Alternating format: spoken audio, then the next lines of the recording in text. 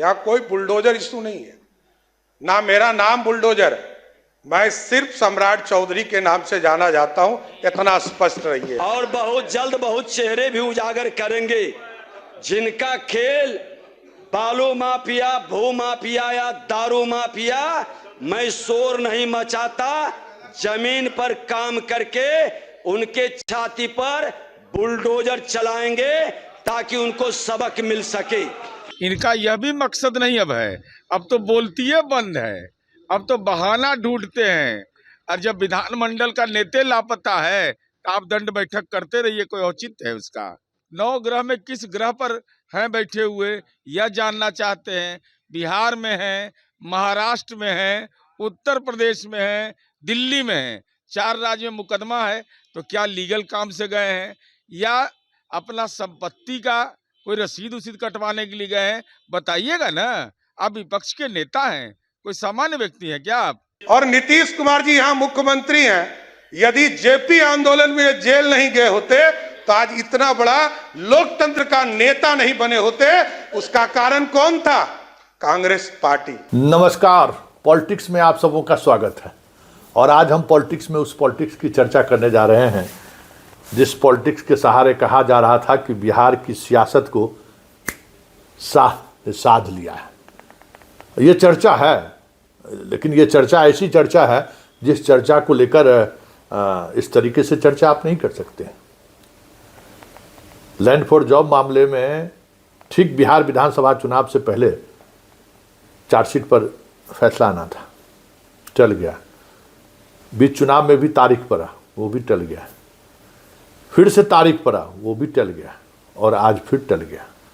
आज CBI court को पता चला कि जितने आरोपी हैं उसमें कुछ आरोपी मर भी गए हैं, और जो आरोपी मरे हैं इस वजह से हम अब अगली सुनवाई में इस पर बातचीत होगी कि भाई क्या होगा, कैसे होगा, क्या किस तरीके से हो। समझ गए ना? बाकी सब चीज़ तो सब समझ ही रहे हैं। वैसे समझने वाली बड़ी बात यह है कि वो तो कोर्ट कचहरी का मामला चलता ही रहेगा। तेजस्वी उस दौर में किस उम्र में था, क्या उसका लाभ मिला, ये तो सबको पता है। लेकिन बड़ी बात यह है कि जिस तरीके से सदन में लगातार तेजस्वी अनुपस्थित हो रहे हैं, ये एक बड़ी बात है। राज्यपाल के अभिभाषण पर आज उनको नेता प्रतिपक्ष के रूप में आज उनको अपनी बात रखनी थी, लेकिन वो आज भी सदन में नहीं आई। कल वो नेता प्रतिपक्ष चुने गए, उस दौरान भी वो सदन में उपस्थित नहीं थे। तो इतने महत्वपूर्ण चर्चा में अगर नेता प्रतिपक्ष खुद मौजूद न रहें तो फिर उस सदन का मतलब क्या है?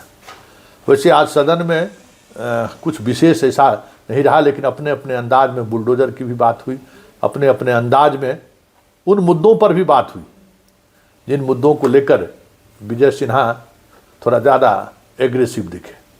इसके अलावा विजय चौधरी भी दिखे।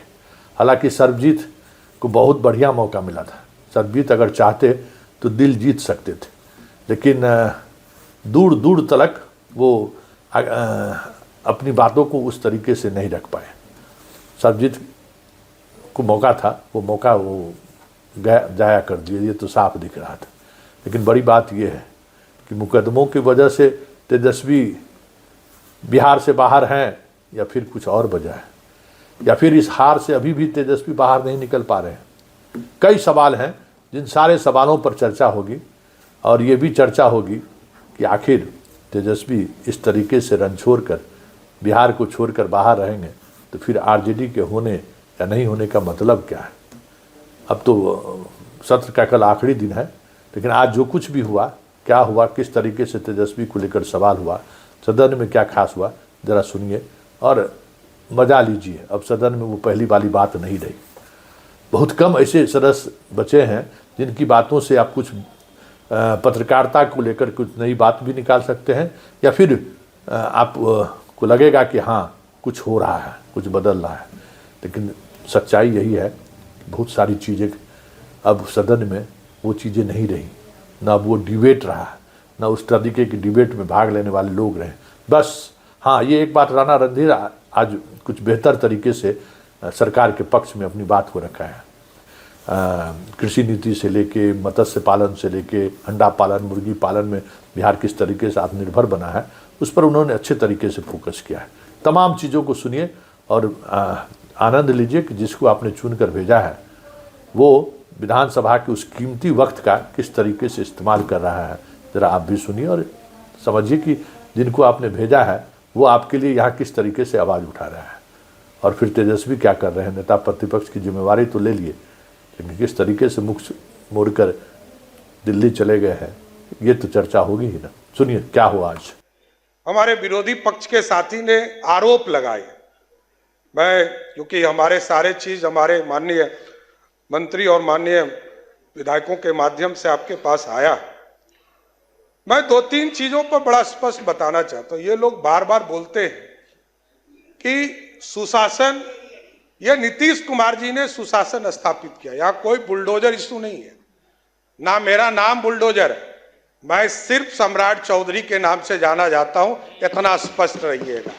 और बिहार में न्यायालय ने तय किया है, न्यायालय ने यह पूरी व्यवस्था खड़ा किया, जिला प्रशासन को निर्देश दिया और सभी जगह जो अतिक्रमण है इसकी कार्रवाई चल रही।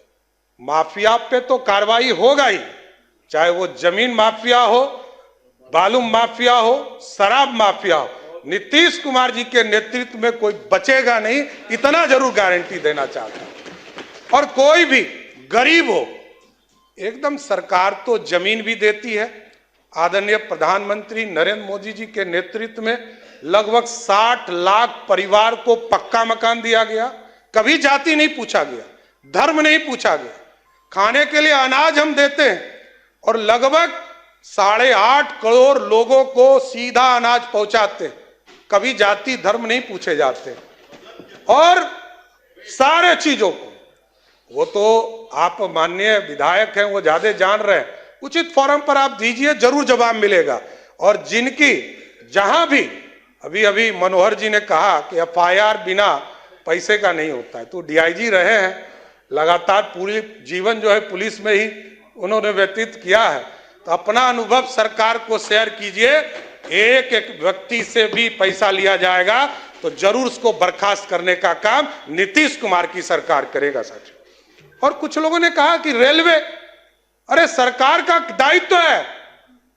2022 में लगभग 6000 स्पेशल ट्रेन चलाएगी, 2023 में लगभग 7500 रेलवे का स्पेशल ट्रेन चलाया गया, 2024 में आपको लगभग 9500 रेलवे का स्पेशल ट्रेन चलाया गया। और इस बार हम लोग गए थे, स्वयं गए थे, मैं गया था, केंद्रीय मंत्री ललन सिंह जी गए थे, संजय झा जी गए थे। हम लोगों ने जाकर आग्रह किया कि बिहार के लोगों को दिक्कत नहीं हो, यही लोग दिखाते थे। विरोधी पक्ष ही, कांग्रेस के लोग, राजद के लोग दिखाते थे कि जो बाहर से लोग आते हैं उनको दिक्कत होती है। इस बार 12,500 ट्रेन बिहार में स्पेशल चलाकर बिहार को लोगों को लाने का काम किया। और स्वाभाविक ये लोग अब इस प्रश्न उठा रहे हैं, जिसने इलेक्शन कमीशन को पॉकेट में रखा है, लोकतंत्र की हत्या की है। और नीतीश कुमार जी यहां मुख्यमंत्री हैं, यदि जेपी आंदोलन में जेल नहीं गए होते तो आज इतना बड़ा लोकतंत्र का नेता नहीं बने होते। उसका कारण कौन था? कांग्रेस पार्टी। यही लोग बोल रहे हैं। जिस लालू प्रसाद जी को कहा गया कि गरीबों का बेटा, गरीब गुदरी का लाल बेटा, माननीय सदस्यगण, सदन की राय से आज के निर्धारित कार्य पूरे होने तक बैठक की अवधि विस्तार की जाती है। बोले जाए। आदरणीय अध्यक्ष जी, बहुत स्पष्ट है, सरकार की नीति एकदम स्पष्ट है। लालू प्रसाद जी मुख्यमंत्री बने, जिस जिस नारा को उन्होंने दिया वही नारा उन्होंने तोड़ने का काम किया। और स्वाभाविक है, कई हमारे साथी ने कहा कि अब तो लालटेन युग ही समाप्त हो गया, अब तो घरों में बिजली है। और बिजली बिल सिर्फ सत्ता पक्ष का नहीं, विरोधी दल के नेता का भी बिजली बिल आता है तो 125 यूनिट माफ कर कर आता है। यह नीतीश कुमार की सरकार है, किसी को छोड़ते नहीं है। 1 करोड़ 90 लाख परिवार है जिसके सभी परिवार को 125 यूनिट बिजली मुफ्त हम देते हैं। और जानकारी लीजिएगा और विस्तार से, आपको माननीय सदस्य अभी नहीं आई हैं, आगे और अब विचार विस्तार से देखिएगा। सब्सिडी और अधिक देते हैं। और मैंने स्पष्ट तौर पर कहा कि मुख्यमंत्री हो, विरोधी दल का नेता हो या आम गरीब हो, बिहार की सरकार ने जब पॉलिसी बनाया कि 125 यूनिट हम सबको देंगे, तो सबको देने का काम किया, किसी को छोड़ने का काम नहीं किया। और मैंने वो दिन भी देखा है, माननीय अध्यक्ष जी, जब कांग्रेस की सरकार थी, यूपीए की सरकार थी, यूनाइटेड फ्रंट की सरकार थी। देखिए, विपक्ष जो जनता का जनादेश आया, जब विधानमंडल के नेता ही लापता हों, गुमशुदा हों, तेजस्वी यादव का लोकेशन नहीं मिल रहा हो, तो यह तो स्वाभाविक है भाई। जब महामहिम के अभिभाषण पर प्रस्ताव रखा गया, धन्यवाद प्रस्ताव का, उसका समर्थन किया गया, और इस संदर्भ में माननीय सभापति जी ने सदन के चेयर से यह कहा कि जो आपके द्वारा दिए गए, जो विपक्ष के द्वारा दिए गए प्रस्ताव है, वह विभिन्न विभागों को भेजा गया, समाहित हुआ, तो फिर इसका औचित्य क्या है? तो केवल हिट एंड रन, इनका यह भी मकसद नहीं अब है। अब तो बोलती बंद है, अब तो बहाना ढूंढते हैं। और जब विधानमंडल का नेता लापता है, तो आप दंड बैठक करते रहिए, कोई औचित्य है उसका? कह रहे हैं कि आप नीरज कुमार को कोई खोजने का उचित नहीं बनता है। बिहार विधान परिषद के सदस्य हैं, नेता प्रतिपक्ष मौजूद है। अरे हमको अधिकार नहीं है? ये बिहार विधानमंडल के नेता है तेजस्वी यादव, खा भी रहे, ढकर भी नहीं रहे हैं। तेजस्वी जी विधानमंडल के नेता हैं, राबड़ी देवी जी विधान परिषद की नेता हैं, विधानमंडल के नेता हैं माननीय तेजस्वी जी, तो कैसे नहीं पूछेंगे? पूछने का अधिकार है। और हम इस राज्य के वोटर हैं, इनका संपत्ति, इनका हरियाणा, दिल्ली, कहाँ सुनते हैं केस मुकदमा है, तो हम पर केस मुकदमा नहीं है तब नहीं पूछेंगे? ये पूछने का हमको अधिकार है। अगर हम गलत बोल रहे हैं तो हिम्मत है राजद में, तो हम पर मानहानि का मुकदमा करे। नहीं, चिंता हमको इसलिए सता रहा है कि भाई विपक्ष का नेता राजनीतिक रूप से लापता हो जाए, मनः सीएम हो जाए। हमने 18 तारीख को शपथ ही ले लिए, मना पूजा जैसे होता है वैसे मना शपथ ले लिए। तो हमको लगा कि भाई शपथ लेके कहाँ पर घूम रहे हैं, ये जानना चाहते। उनका मंत्रिमंडल कहाँ है, कहाँ पर वो हैं, उनका लोकेशन क्या है, 9 ग्रह में किस ग्रह पर हैं बैठे हुए, यह जानना चाहते हैं। बिहार में हैं, महाराष्ट्र में हैं, उत्तर प्रदेश में हैं, दिल्ली में हैं, 4 राज्य में मुकदमा है। तो क्या लीगल काम से गए हैं या अपना संपत्ति का कोई रसीद उसीद कटवाने के लिए गए हैं? बताइएगा ना। आप विपक्ष के नेता हैं, कोई सामान्य व्यक्ति है क्या? आप कस्टोडियन है, कैबिनेट मंत्री हैं आप, तो कैबिनेट मंत्री का दर्जा आपको मिला हुआ है, तो अब दर्जा मिला हुआ आप बताइएगा नहीं? सवाल तो पूछेंगे ही हम। बुलडोजर का एक्शन हो रहा है, योगी मॉडल चलेगा? नहीं, बुलडोजर क्या होता है जरा हम ही सीखना चाहते हैं। हम आज तक नहीं देख पाए, हम बहुत सर्च भी किए कि बुलडोजर कैसा, जेसीबी देखे हैं, खुरपी देखे हैं, कुदाल देखे हैं, बुलडोजर क्या होता है हमको आज तक समझ में नहीं आया। अब मैं बता रहा हूँ ना, मैं जेसीबी पर भी आ रहा हूँ। अतिक्रमण के लिए बिहार पब्लिक इंक्रोचमेंट एक्ट 1956 से बना हुआ अतिक्रमणवाद चलता है। सेक्शन 3 और 4 के तहत लोग अपना आवेदन देते हैं, आवेदन के बाद जवाब उनका आता है, उसके बाद फिर नोटिस किया जाता है। ऐसा नहीं कि जब मर्जी करे किसी का घर उजाड़ दीजिएगा आप, ये किसी को अधिकार नहीं है। माननीय उच्च न्यायालय का निर्देश है, तो उस न्यायालय का निर्देश को नहीं माने। जो लोग बुलडोजर की बात करते हैं तो उनको बुलडोजर लेके दिखाना चाहिए कैसा होता है बुलडोजर, कैसे बनता है, वो कौन कंपनी है, वो हम लोग भी जान पाए, अपना जनरल नॉलेज बढ़ाएंगे कि भाई कहाँ बनता है। क्योंकि बुलडोजर हम खोज रहे हैं, बहुत मेहनत कर रहे हैं। हमको नजरे नहीं मिल रहा है कि कहाँ पर है ये बुलडोजर। भाजपा के लोग बिहार को न्यू एज इकोनॉमी के अंतर्गत एक वैश्विक bank and hub global park place के रूप में विकसित करने के लिए उच्च स्तरीय कमेटी का गठन भी किया जा रहा है। स्टार्टअप एवं अनयूज इकोनॉमी क्षेत्र के रोजगार देने वाली गतिविधियों के विस्तार के उच्च स्तरीय कमेटी का गठन, बिहार आर्टिफिशियल इंटेलिजेंस मिशन की स्थापना भी की जा रही है। महोदय, बालू वाले लोग बालू की चाहत की जो भावना रखते हैं, तो मैं उनको बता देना चाहता हूं कि जिस बालू के मामले में नरसंहार होता था, आप यहां थे और मैं वहां बैठा था, 1000 राउंड गोली इसी कोइलवर में चली थी। 3 दिन सदर के अंदर प्रश्न उठा था, हंगामा हुआ था। आज बता रहे हैं, धैर्य से सुनिए, आज उस गोली कांड का एक भी साल भर में घटना नहीं घटित हुआ और राजस्व 117% बढ़ाया महोदय। ओवरलोडिंग बंद है, 10,000 का इनाम भी है।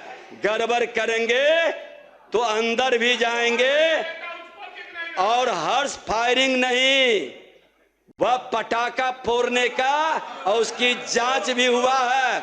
और अगर जो इस तरह ये जंगल राज वाले लोग को खुला चुनौती है कि जाकर के रोज वो जो पटाखा उस दिन फूटा है रोज शादी में वो फोड़ रहा है, ये पूरा बिहार, वहां का प्रशासन और आपके विपक्ष के लोग ने भी बयान दिया है। जो कांग्रेस में गए हैं वो लोग भी कहा कि नहीं, ये हर्ष फायरिंग नहीं, ये पटाखा फोड़ने का जो शादी ब्याह मरनी हरने में भी ये काम करते हैं, उसकी जवाब जांच भी आई। आपको बालू के क्षेत्र में महोदय, मैंने जो क्रांतिकारी कदम उठाया, आप मेजर मिनरल में भारत सरकार से मेजर मिनरल में भी कई नए ब्लॉक स्टार्ट करने जा रहे हैं। और मैं ये बता दें महोदय कि राजस्व एवं भूमि सुधार विभाग के तहत कई नए कड़े कदम उठाए जाएंगे महोदय। जो बालू माफिया जिस तरह से उसके फन को तोड़ने का प्रयास किया, आज कई बालू माफिया घाट सिलेंडर करके भाग रहे हैं। मैं उनको भागने नहीं दूंगा, उसके सिक्योरिटी को भी जब्त करूंगा और नए नियम के तहत बालू में काम करने वाले लोग रोजगार के अवसर पैदा करेंगे। ये माहौल भी खड़ा करने का हम प्रयास करेंगे। दूसरा, राजस्व भूमि सुधार के अंदर भू माफिया, ये बालू माफिया और भू माफिया हमारा नेतृत्व ने हमारे जिम्मे दिया है, उनके विश्वास पर खड़ा उतरकर इन दोनों को बिहार में सुशासन का राज स्थापित करने का। प्लीज बैठ जाए, प्लीज अनुमति महोदय। ऐसे नकारात्मक भाषा बोलने वाले लोग बिना प्रमाणिकता के, इस तरह के लोग ही अराजकता बिहार में जंगल राज फैलाए थे और इनसे मुक्ति के लिए हमने संकल्पित हुआ है और बहुत जल्द बहुत चेहरे भी उजागर करेंगे। जिनका खेल बालू माफिया, भू माफिया या दारू माफिया, मैं शोर नहीं मचाता, जमीन पर काम करके उनके छाती पर बुलडोजर चलाएंगे ताकि उनको सबक मिल सके। ये व्यवस्था मैं जरूर बनाऊंगा महोदय। और एनडीए सरकार के परेशानी घबराए, जो अच्छा काम करेंगे उनको घबराने की जरूरत नहीं है। कृपया संक्षिप्त जो अच्छा काम करेंगे उनको घबराने की जरूरत नहीं है। बैठे ना बोले, परेशानी आपका झलक रहा है, हम देख रहे हैं। कृपया टोका-टोकी ना करें, बैठे ना बोले। सुशासन के साथ शांति विकसित बिहार बनाने के संकल्प को सरकार साकार करेगी। डबल इंजन की सरकार प्रधानमंत्री और मुख्यमंत्री के नेतृत्व में आगे बढ़ेगा। इसी के साथ पुनः सभी माननीय सदस्य जो नए आए हैं उनका अभिनंदन, उज्जवल भविष्य की कामना। और मैं कहूंगा, जब मौसम बदलता है महोदय, मौसम बदलता है तो मौसम के अनुसार वस्त्र पहनता है, खान पान बदलता है, रहन सहन बदलता है, जो नहीं बदलेंगे वो जरूर बीमार पड़ेंगे। मित्र के नाते सलाह है कि मौसम बदला है, सुशासन की सरकार, न्याय के साथ विकास, सबका साथ सबका विकास के भाव में आप अपने अराजकता की मानसिकता से बाहर निकलकर विकसित बिहार बनाने में सहयोग करें, आप उसमें अपनी भागीदारी करें, हमारी यही शुभकामना है। बहुत बहुत धन्यवाद। माननीय सदस्य श्री राजू तिवारी जी, आपका समय